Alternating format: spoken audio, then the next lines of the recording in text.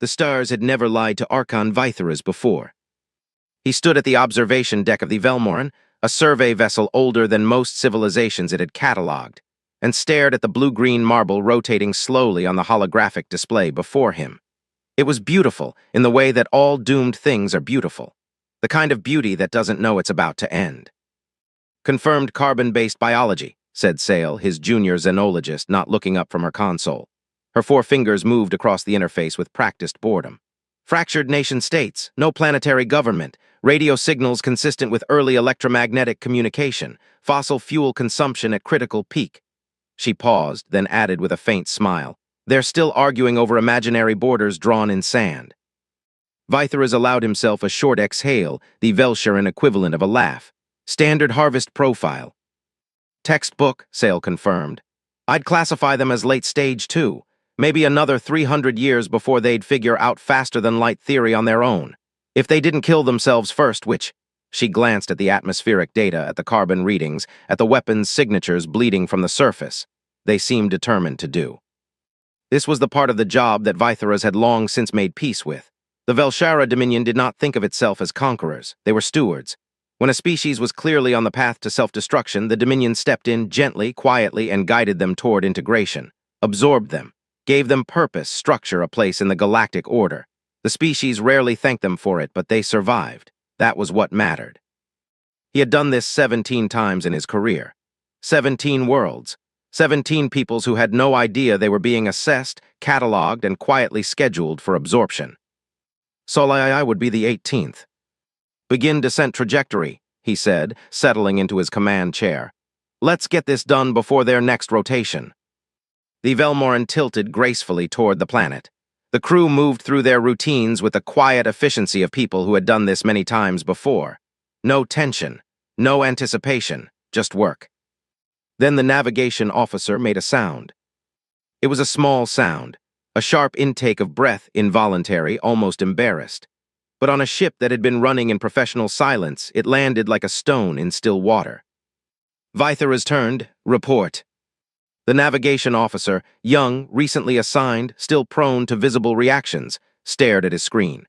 His secondary eyes, the ones that processed gravitational data, were dilated wide. "Sir," he said slowly, "I'm reading gravitational wake signatures in the planet's orbital band." "Natural debris field." "No, sir," he swallowed. "Artificial, dozens of them, maybe hundreds." He looked up, and Vytheras recognized the expression on his face. It was the same expression Sale had worn on her first survey mission before she'd learned to keep her face still. It was the expression of someone whose expectations had just collided violently with reality.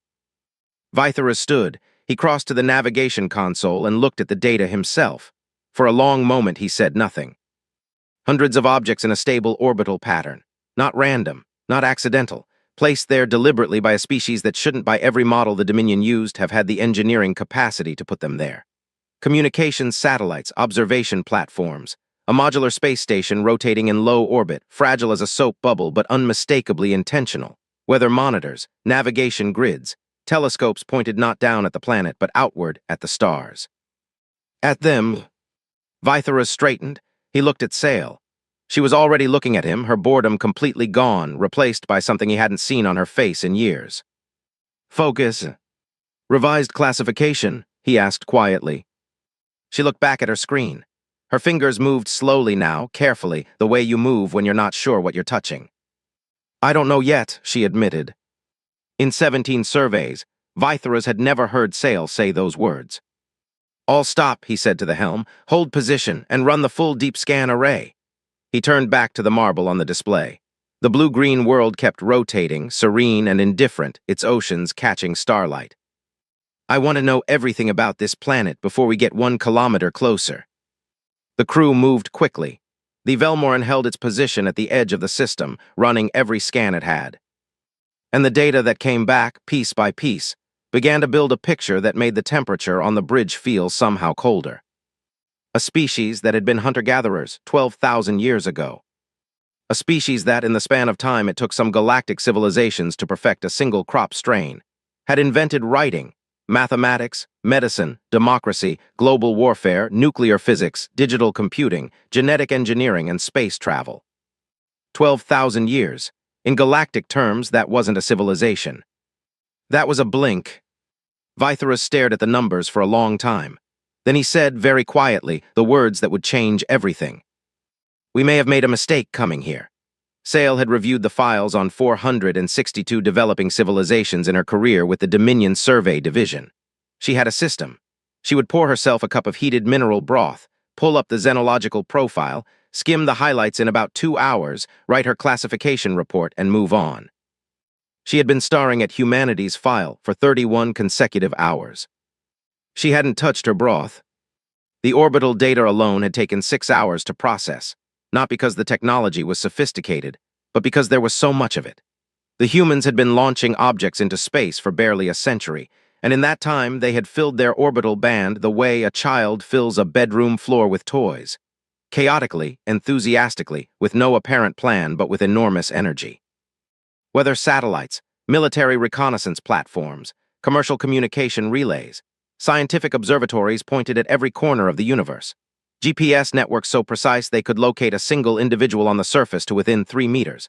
A telescope, the Hubble, she translated the name, that had been launched, broken, repaired by humans in spacesuits, and then run for over 3 decades, sending back images of the universe's earliest moments.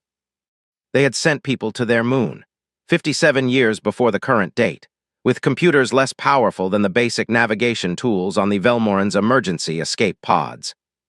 And this was the detail that made Sale sit back and stare at the ceiling, they had stopped going. Not because they couldn't, because of politics, because of budget disagreements between their fractured governments. They had stood on another world and then chosen, collectively, to argue about it for 50 years instead. That should have been the end. Every model said so. Stagnation after initial breakthrough was a near-universal death sentence for developing civilizations. The fire goes out. The dream fades. The species turns inward and tears itself apart. But the humans hadn't torn themselves apart. They just redirected, poured their energy into digital networks instead, built a global communication infrastructure so vast and so fast that every human on the planet could speak to every other human instantaneously. They'd mapped their own genome, decoded the proteins their bodies were built from, started editing their own biology. And now, in the last decade, they were going back to space. Not just one government, but dozens of private ventures, national programs, international coalitions. All of them racing, all of them building. The volume of their communication signals was what hit her hardest. She'd run the translation matrix expecting the kind of simple, redundant signals a Stage 2 civilization typically produced: territorial broadcasts, basic science transmissions, military frequency use. Instead, she got 6,000 languages. 6,000 living languages, and thousands more dead ones preserved in their digital archives. Poetry and commerce and scientific papers and arguments and music, so much music, and religious texts and comedy and historical records and love letters and technical manuals all flying through the air simultaneously, layered on top of each other in a roaring, chaotic, beautiful electromagnetic storm. They were loud, they were messy, they contradicted themselves constantly. Their news networks reported on disasters with the same breathless energy as entertainment. Their academic institutions argued ferociously with each other and published the arguments for anyone to read. Their political system seemed almost deliberately designed to generate maximum conflict. And yet, Sale pulled up the health data. Life expectancy rising every decade. Child mortality plummeting, literacy climbing toward near universal. Access to clean water improving. Global poverty falling, not fast enough, not fairly enough, but falling. A species that looked, from the outside, like it was barely holding together, was, from the inside, measurably, persistently, stubbornly improving. She brought her findings to Vytharus. He read them standing up, which was unusual. He never stood while reading reports. He said nothing for a long time. Then move us behind the moon. Full stealth protocols, I need to think. Sale didn't argue. She went back to her station. She pulled up the historical archive again. Started from the beginning. Started from the ice ages, from the first stone tools, from the first fires built by human hands in caves that still existed on the surface below. She read about their plagues, civilizations-ending diseases that swept across their world and killed tens of millions, and how they'd responded by developing medicine.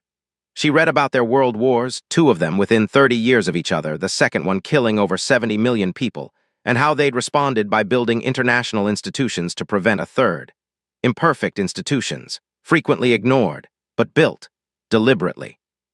By people who had just watched the world burn and decided in the ashes that maybe cooperation was worth trying. She read about their nuclear weapons. The moment they had, in the space of a single decade, discovered how to split the atom and immediately used the knowledge to build the most destructive weapons in their history. The Dominion had 3 civilizations in its archives that had reached this point. All 3 had destroyed themselves within 200 years of the discovery. Humans had been sitting on top of enough nuclear weapons to end all life on their planet for over 70 years. They hadn't used them. Not because they weren't angry enough, not because they didn't have enemies, but because somehow, through a combination of fear and reason and sheer bloody-mindedness, they kept choosing not to. Every day, someone with access to those weapons chose not to use them. Sale realized she was holding her breath. She let it out slowly. She was about to close the archive and write her preliminary report when the proximity alarm sounded. She looked up at the sensor display, and her blood ran cold. The humans had found them. They hadn't even been hiding poorly. The Velmoran was running Class 7 stealth protocols, the kind used for surveying civilizations that had orbital weaponry, the kind that made the ship functionally invisible to anything below a Tier 5 civilization's detection capability. The energy signature was suppressed. The hull was photon-absorbent. The gravitational dampeners were running at maximum efficiency. And somehow, within 18 hours of moving behind the moon, 3 separate human agencies had flagged an anomaly in their tracking data. Vytheras watched the intercepts roll in on the translation feed. A military tracking station in one country had logged an unexplained gravitational lensing event in the lunar shadow. An astronomical survey telescope in another country had detected a possible dark matter concentration in the same region. And a university research team, funded, Sale noted with something between admiration and horror, by a private foundation specifically dedicated to searching for signs of extraterrestrial technology, had cross-referenced both reports and posted their analysis publicly on a global information network, where it was currently being read by several million humans. Publicly, they had posted it publicly, for anyone to see, including, theoretically, whoever or whatever was hiding behind their moon. They don't know what we are, Vytheras said, studying the intercepts, but they know something is there. They've been preparing for this, Sale said. She had found the answer buried in their archives, decades of scientific papers, government programs, private initiatives. They call it SETI, Search for Extraterrestrial Intelligence. They've been running active detection programs for generations, not because they had evidence of alien life, just because they thought it was probable. She paused. And they thought that if alien life existed, it might come here. That's Vytheras searched for the word. Rational, Sale said, terrifyingly rational. The crew had gone quiet around them. This happened sometimes on survey missions, a moment where the carefully maintained professional distance collapsed, and everyone on the bridge suddenly became very aware that they were looking at something they hadn't encountered before. Vytheras made a decision.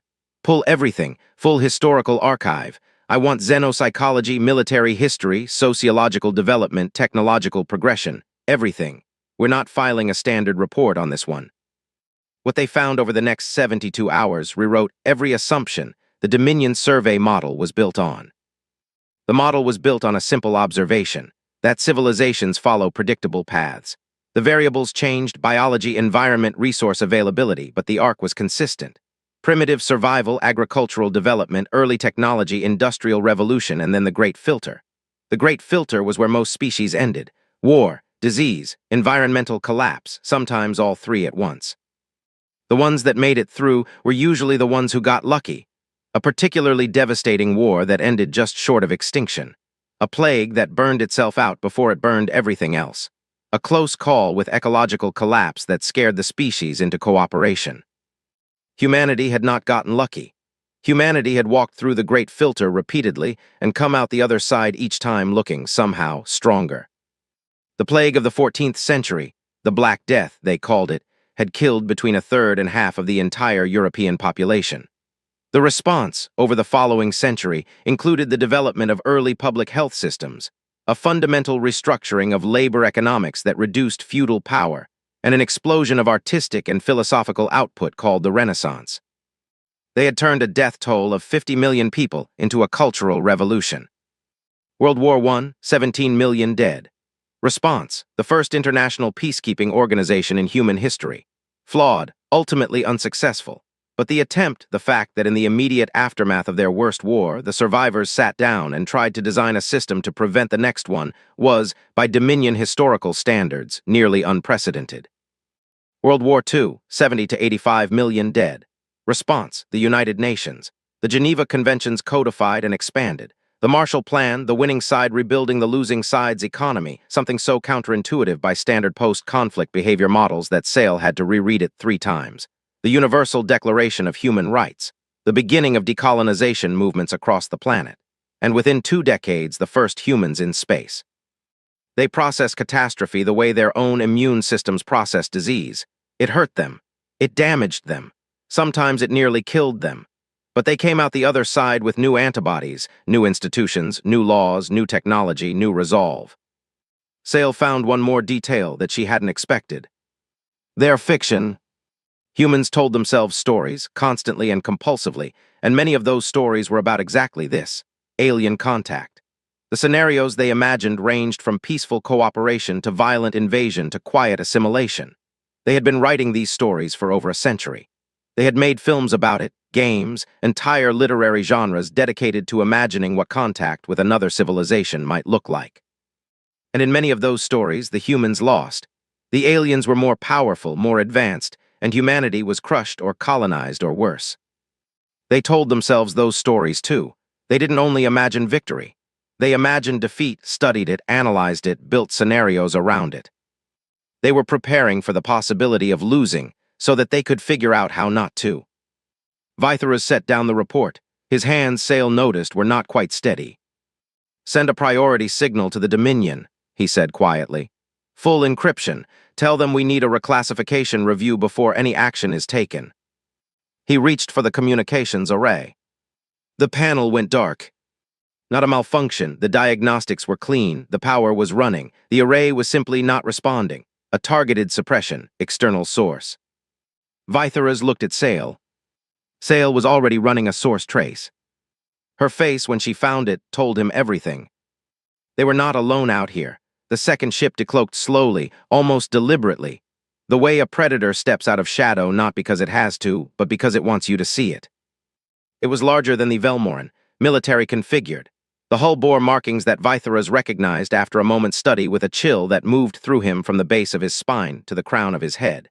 He had seen those markings in Dominion intelligence files, in classified historical records, in the kind of briefings that senior survey officers received and were told never to discuss with their crews. The conclave of the erased. He had thought they were a myth, or if not a myth, then something from the distant past, a faction that had dissolved centuries ago when their agenda had been deemed too extreme even for the most conservative voices in galactic politics. They were the civilization that believed in preemptive sterilization, the quiet elimination of species they judged too dangerous to be allowed to reach the stars. They had been wrong before. The historical record showed 3 confirmed cases of conclave intervention against developing worlds. One had been a species of remarkable mathematical intelligence on a moon in the outer reaches of the Dominion's territory, gone now. Another had been a gaseous world with a hive-mind organism that had independently derived quantum communication theory, gone. A third was disputed. The conclave denied it. No one could prove it either way. But here they were, very much not a myth. Their communication came through on a frequency the Velmoran system almost missed, deeply encrypted, clearly expecting to be understood by Dominion hardware, which told Vytharas that either the Conclave had maintained better intelligence connections than anyone knew, or they had access to Dominion encryption keys that they should not have had. The message was 6 words. "Leave or watch us do this." Vytharas stared at the message for a long time. Then he turned to Sale. "How long have they been here?" She was already running their energy signature through the deep scan array, building a historical presence model from residual data. Her expression shifted as the results compiled. "Long," she said. "The trace signatures suggest at least 2 centuries of intermittent monitoring." She paused. "They've been watching Earth for 200 years. And they haven't acted." "No." That was the detail that mattered. The Conclave did not hesitate. Their entire philosophy was built on the premise that hesitation was weakness, that a threat identified was a threat that needed to be eliminated immediately before it could mature. They had never, in any confirmed record, surveyed a target world for 2 centuries without acting. "They're afraid," Vythera said. Sale didn't respond immediately. She was pulling the Conclave's internal signal traffic, difficult to intercept but not impossible with the Velmoran's enhanced array. Fragments came through, partial data, enough. She found their risk assessment files, accessed what she could, and what she read made her set her tablet down and sit very still for a moment. The Conclave had sent 3 previous missions to the Sol system. The first, 190 years ago, had suffered catastrophic navigation failure attributed to unexpected electromagnetic interference from Earth's unusually active magnetosphere. The ship had been lost. The second mission, 140 years ago, had experienced a cascade failure in their biological containment systems. One of the crew had been infected by a bacterial hitchhiker from a close-pass atmospheric sample, something the Conclave's medical databases had never encountered. A microorganism from Earth that interacted catastrophically with their crew's biology. 4 dead. The mission aborted. The third mission, 60 years ago, had arrived just as humanity was running active nuclear weapons tests in the upper atmosphere. Tests that had, through a remarkable coincidence of timing and frequency, interfered with the Conclave ship's dark energy drive and forced an emergency retreat. 3 missions, 3 failures, none involving direct human action. None involving a single human being aware of their presence. The planet itself had repelled them. Earth's electromagnetic environment, its biological complexity, its sheer physical aliveness, the most biologically dense and electromagnetically active planet in this sector of the galaxy, had defeated a military faction that had successfully neutralized 4 other worlds. And now those same humans had detected the Velmoran through stealth protocols that should have been impenetrable. And Sale was watching the intercept feeds show human tracking stations continuing to refine their search, to narrow the anomaly, to point more instruments at the shadow behind their moon. Vytheras looked at the Conclave ship, then at the planet. "Sale," he said, "what happens if the Conclave fires?" She looked at her calculations. The weapons systems on that ship were capable of sterilization-level damage. One strike on Earth's surface would kill billions. A follow-up bombardment would end the rest. Atmospheric processing would take decades, but it would be thorough. "If they fire," she said, "they kill the humans. And if they don't..." She looked at the data streams from the surface. At the military alerts she was seeing cascade across governmental networks. At the coordinated, almost elegant way human defense infrastructure was activating, not knowing what it was activating against, but activating anyway. "If they don't," she said, "I'm not sure anymore which way that calculus runs." She picked up her tablet. She had made a decision before she fully realized she'd made it. She was going to do something that was not in the survey protocol, something that was not authorized, something that could end her career or worse. She was going to answer the signal that had been broadcasting from that radio telescope array in the desert. She was going to talk to the humans. The signal had been running for decades. A repeating mathematical sequence, prime numbers, then the first 100 digits of pi, then a pattern based on hydrogen spectral lines, broadcasting outward in all directions from a large dish antenna in a desert in the southwestern region of one of Earth's larger nation-states. The team that ran it worked in rotating shifts in a concrete building that smelled of old coffee and dry heat. They had government funding, then lost it, then scraped by on private donations and university partnerships. They had received exactly 0 confirmed responses in decades of operation. Tonight, Dr. Mara Chen was on the night shift alone, which was normal. The night shift was usually just her and the automated systems and the sound of the desert outside and the quiet, faithful hum of the equipment doing its patient work. The response came in at 2:14 a.m. It used their own mathematical framework to build a bridge prime numbers first, then an expansion of the pi sequence, then something new. A geometric progression that Chen recognized after 45 seconds of staring at it with her heart hammering in her throat as a coordinate system. Not Earth's coordinate system, something alien, but built from the same mathematical logic offered as a handshake. She did not panic. She had rehearsed this moment in her mind approximately 10,000 times. She made coffee. She called her colleague, Dr. James Osai, who answered his phone on the second ring because he never slept well and was already awake, and she said very calmly, "James, come in, now." And something in her voice made him say nothing except, "I'm coming," and hang up. While she waited, she began to respond. Sale, on the other end, watched the response come in and felt something she hadn't expected. Relief, deep, uncomplicated relief. The humans had understood the framework. They were responding in kind.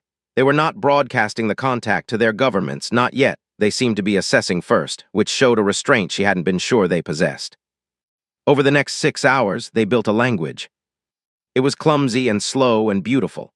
Mathematics first, then spatial concepts, then physical descriptions, then nouns, then verbs. By the third hour, Sale could ask simple questions and understand the answers. By the fifth hour, they were having something that could genuinely be called a conversation. The humans, there were 4 of them now, gathered around a console in a desert building, keeping what was happening off every system that might automatically broadcast it, were fast. Faster than Sale had expected. They filled in gaps she left intentionally, testing their comprehension, and they filled them correctly. The linguist, an older woman named Dr. Sarah Ackafer, had an intuitive grasp for structural language patterns that would have been remarkable in a trained xenolinguist. A physicist on the team named Dr. Park started asking questions about the mathematical basis of Sale's communications system that were uncomfortably perceptive. They were curious, intensely, almost aggressively curious. They asked about everything: her biology, her ship, how far she'd traveled, how many other civilizations the Dominion had contacted, what the galaxy was like beyond their system. They shared information with the same openness, answering her questions about themselves with a candor that she found both refreshing and faintly alarming. They told her about their wars, their diseases, their politics, their fears. They told her about their hopes. Then Dr. Ackafer's Sarah asked the question. It came after a brief pause in the exchange, the kind of pause that Sale was beginning to recognize as the human signal for something important incoming. "How many others have come before you?" Sarah asked. "And what happened to them?" Sale looked at the message for a long time. The honest answer was, "We don't fully know." The Dominion's records showed several survey missions to this system that had returned incomplete data or not returned at all. The Conclave's records, which she had partially accessed, showed more, but the full picture was unclear. She decided to tell the truth. Not all of it, not immediately, there wasn't time, and the translation was still imprecise, but the shape of the truth. "Others have come," she transmitted. "Some were lost, we don't know why, you were not aware of them." A pause on the other end. "Then we suspected." Sale stared at that response. "You suspected how?" "We found things," Sarah sent back. "Small things, anomalies we couldn't explain, objects in our outer solar system that moved wrong, signals that didn't fit natural sources. We collected the data. We didn't publish it because we had no framework to explain it." Another pause. "We named the collection. We called it the Unexplained Catalog." Sale sat back. Humans had been passively detecting alien presence in their system for decades and had quietly, methodically documented it without knowing what they were documenting. They had built an unexplained catalog, just in case. Just in case it mattered someday. "There is another ship near your moon," Sale said carefully. "They are not friendly. I need you to understand that before I tell you anything else." The response came back in under a minute. "We know," Sarah said. "We detected the second gravitational signature 4 hours ago. We've been trying to figure out which one to contact first." Sale closed her eyes. When she opened them, she began to type a message that contained everything. The Conclave, their history, their intentions, the 3 failed missions, the risk assessment, all of it. The humans needed to know. Because in the next few hours, she suspected, what the humans knew was going to matter enormously. The Conclave moved without warning. There was no declaration, no ultimatum beyond that initial 6-word message, just a power surge in their weapons array detected by the Velmoran's passive sensors, and then the launch of what Sale's system classified as a Class 6 kinetic suppression weapon, aimed not at Earth, but at the Velmoran itself. The impact warning gave Vythera's 4 seconds. He used 3 of them to give the evasion order, and 1 to grab the edge of his console as the ship lurched sideways, the inertial dampeners straining to compensate. The weapon missed by 800 meters, close enough that the gravitational wash from its passage shook the ship like a dying animal. "They're not trying to kill us," the tactical officer reported, his voice professionally steady in the way that meant he was terrified. "Warning shot." The message was leave or watch, Vythera said. They want witnesses. He understood the logic. The Conclave would want the Dominion to see this. To carry the report back, Earth sanitized, threat eliminated, proof that the Conclave's methods worked. A demonstration. A message to the Dominion that the faction was still operational, still capable, still necessary. The second weapon in their array was powering up. This one, the sensors said, was targeted at the surface. Sale was already talking to the humans. She transmitted everything she had, the Conclave's weapon specifications, their targeting data, the geometry of the attack trajectory, in a compressed mathematical burst that pushed the limits of what their communication framework could carry. It was too much, too fast. She wasn't even sure they could decode it all in time. But she had to try. What happened next happened simultaneously, in ways that Sale would spend years trying to fully reconstruct. The Conclave's second weapon fired. At almost the same moment, Earth's electromagnetic environment, that dense, chaotic field that had already destroyed 3 Conclave missions, spiked. A large solar flare, building for 72 hours unrelated to anything happening in the lunar shadow, peaked and sent a wave of charged particles washing through the inner solar system. The timing was pure coincidence, a fact of nature, an event that had nothing to do with human action or alien strategy. But the charged particle wave hit the Conclave weapon mid-flight and destabilized its guidance system. The kinetic round, which should have hit a specific target on the planet's surface, veered, missed, struck the upper atmosphere at a shallow angle and burned up completely in a light show that humans on the night side of the planet could see from their backyards. While the Conclave scrambled to recalibrate, something else happened. The humans responded.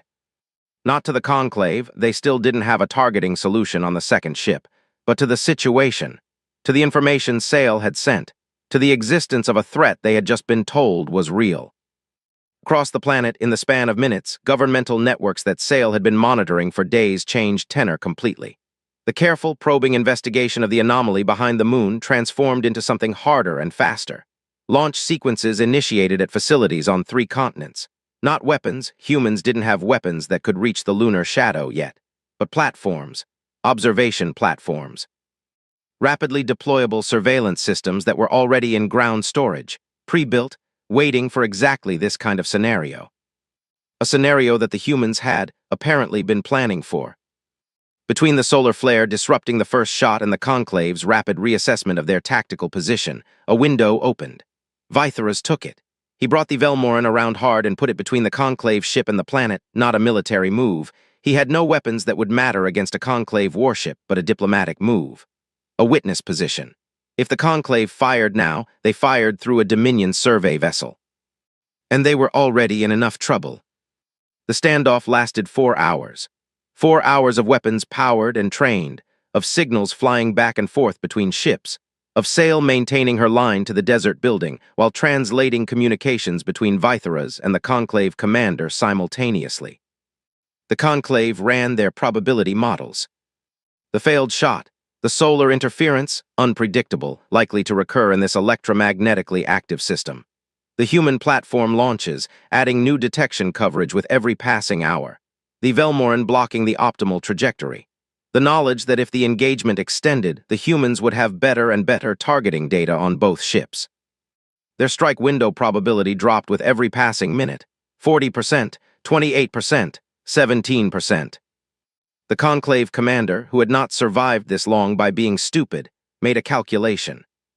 The weapons array powered down. The Conclave ship turned, and then, without another word, accelerated away from the system. On the Velmoran, no one spoke for almost 30 seconds. Then the navigation officer said, very quietly, "They're gone." Vythera's looked at the planet, still turning. Blue and green and white, serene, indifferent, and very much alive. He looked at Sale. What are the humans doing? She checked her feeds. The launch sequences had completed. 3 observation platforms were now in transit toward the lunar region. Governments were in emergency session. And in a desert building, 4 scientists were sitting in complete silence, looking at a console that had just gone quiet. Sarah had sent one final message before the weapon's fire had disrupted the communication link. Sale read it now, for the first time having missed it in the chaos. "Tell us what you know. We want to be ready next time." The signal reestablished 40 minutes after the Conclave's retreat. Sale found it before she even went looking.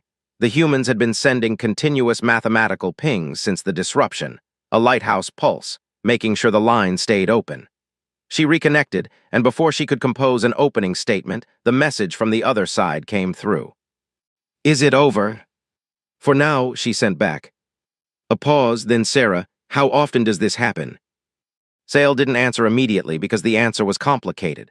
Contact events, moments when a Dominion survey vessel made proximity approach to a developing world, happened regularly. The Dominion surveyed hundreds of systems. But this kind of contact, a developing species in direct communication with a galactic representative, aware of their situation, asking coherent questions about their own security, this was genuinely unprecedented in Sale's direct experience. She told them the truth. She told them about the Dominion, about integration, about what was typically done with worlds like theirs and what the process usually looked like. She told them about what happened to the worlds that resisted integration. Sarah took 8 minutes to respond to that last part. When the message came through, it was from Dr. Park, the physicist, not Sarah. And what happens to the worlds that the Dominion decides are too difficult to integrate? Sale considered the question, considered the diplomatic answer, then discarded it. "There is no documented case," she sent back, "of a world being designated too difficult at your stage of development. Because they were integrated. Because the question has never come up at this stage, the models don't account for it." A pause on her end. "The models don't account for you." She sent them everything she legally could, and some things she probably couldn't. The Conclave's historical files on Earth, the 3 failed missions, the unexplained catalog validation, the 2 centuries of surveillance. The Dominion's own survey risk classifications and where Earth fell in them. The basic principles of galactic political structure. The Dominion, the independent systems, the various factions of which the Conclave was the most dangerous and the most extreme. The humans absorbed it, asked clarifying questions, built a model. Sale could almost feel them doing it. The systematic, methodical intelligence that had taken them from stone tools to orbital infrastructure in 12,000 years working in real time, processing an information dump about the entire shape of galactic civilization, and already finding the threads they needed to pull. Dr. Osai, James, asked about trade, about the economic structure of Dominion member species, about what Earth had that other civilizations might want. Dr. Park asked about propulsion, about what the Conclave's drive system had done wrong in the charged particle wave, and whether the mathematics of the malfunction implied anything about the underlying physics. Sarah asked, "The Dominion integrates worlds. What does integration look like for a world that is already integrated internally, that already has its own structure?" Sale sat with that question for a long time. She sent it to Vytharas. He sat with it too. "I don't know," she told them finally. "That question has never been asked." "We're asking it," Sarah said. They were, Sale thought, in every possible sense. In the hours that followed, she watched through the intercept feeds as the humans did something that she could not have predicted and could not stop admiring. They didn't keep the contact secret, not anymore. The governments that were already in emergency session were briefed. Not everything, the scientists were selective, thoughtful, aware of what panic could do, but enough. The shape of the situation, the fact of other life, the fact of the visit, the fact of the threat that had come and this time gone. The response wasn't panic. It was through all the noise and the fear and the political maneuvering that the intercepts showed boiling up across governmental networks.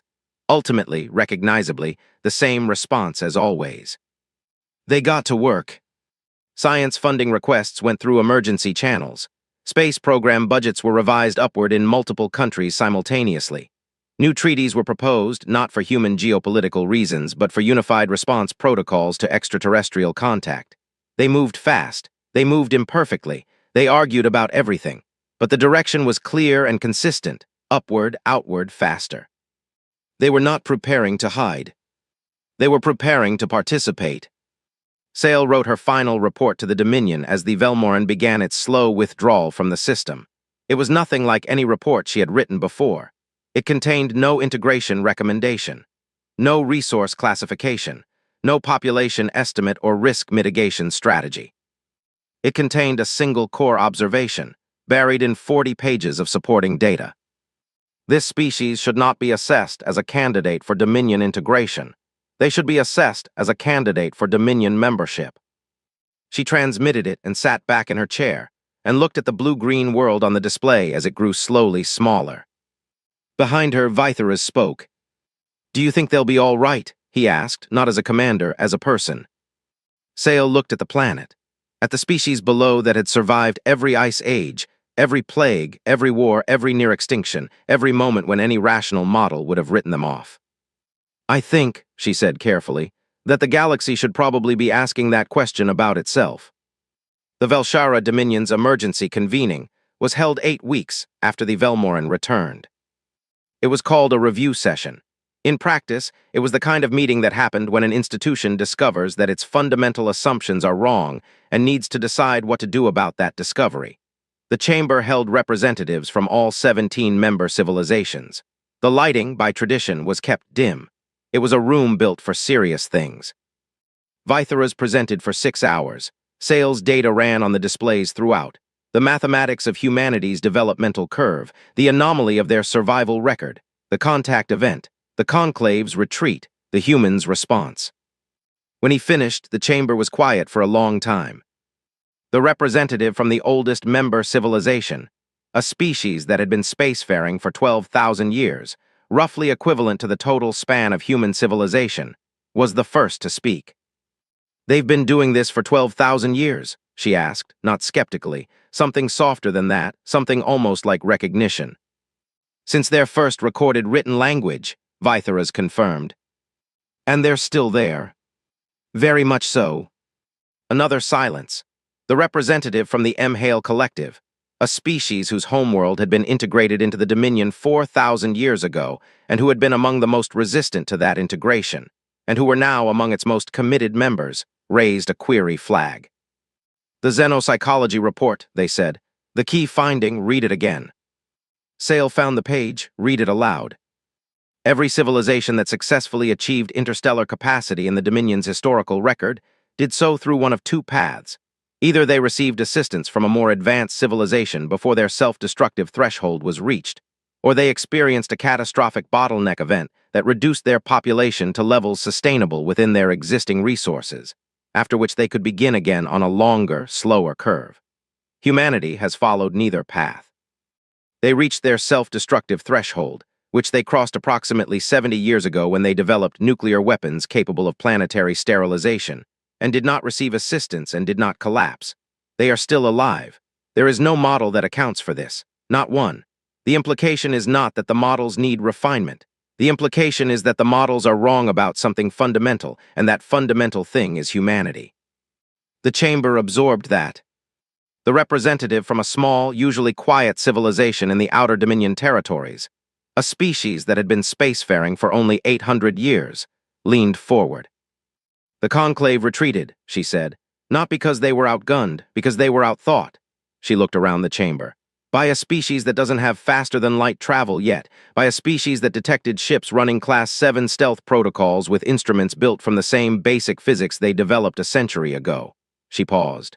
"What happens in another century?" No one answered. The question hung in the air.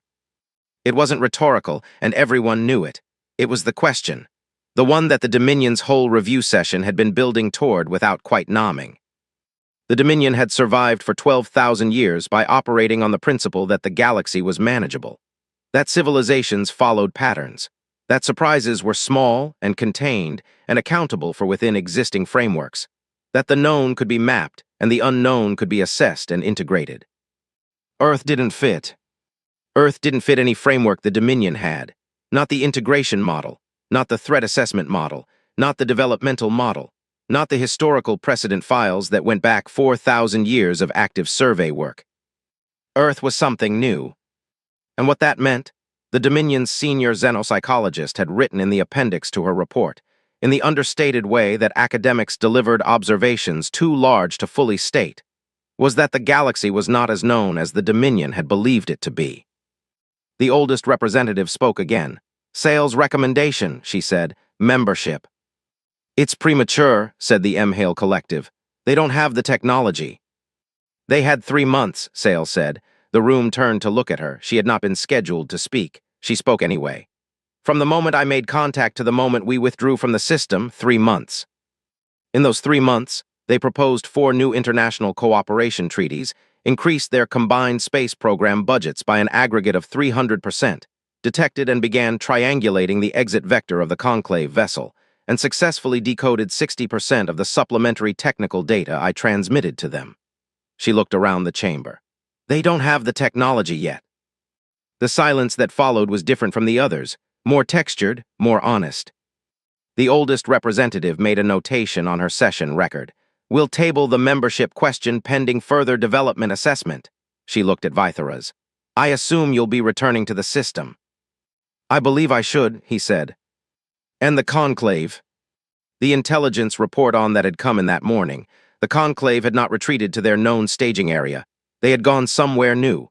A new position, still out there, still watching, still calculating. "They'll come back," Vytharas said, "when they think the moment is right."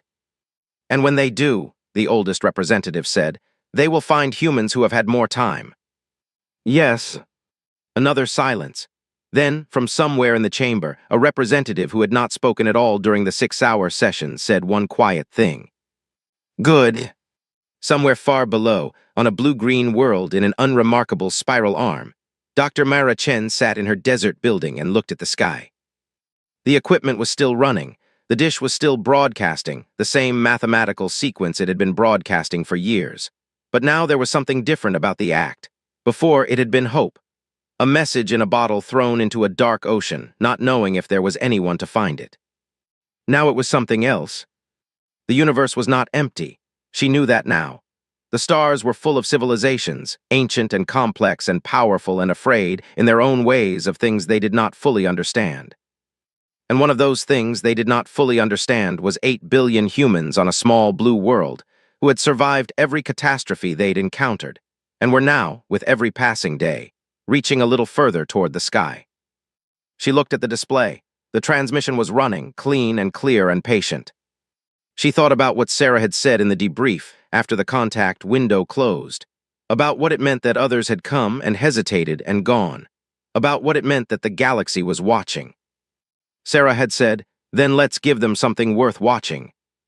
Mara looked at the sky for a long time. Then she turned to her console and began drafting a proposal, new protocols, new instruments, a new monitoring system for the outer solar system. Bigger, better, faster. She had work to do. They all did. Somewhere at the edge of the solar system, far beyond the reach of any human instrument yet built, a ship sat in the dark and watched, waiting, calculating. The conclave commander looked at Earth on his display, the same blue-green marble, the same indifferent beauty, and ran his numbers one more time. The probability of successful intervention had dropped 4 percentage points since the retreat. It would drop more next month, more the month after that. He closed the display. He opened his log and recorded the assessment that would go back to the conclave leadership. "Recommend extended observation," he wrote. "This species is not yet a threat." He paused, looked at the dark where the planet was. Then he added 4 more words. "But it will be. And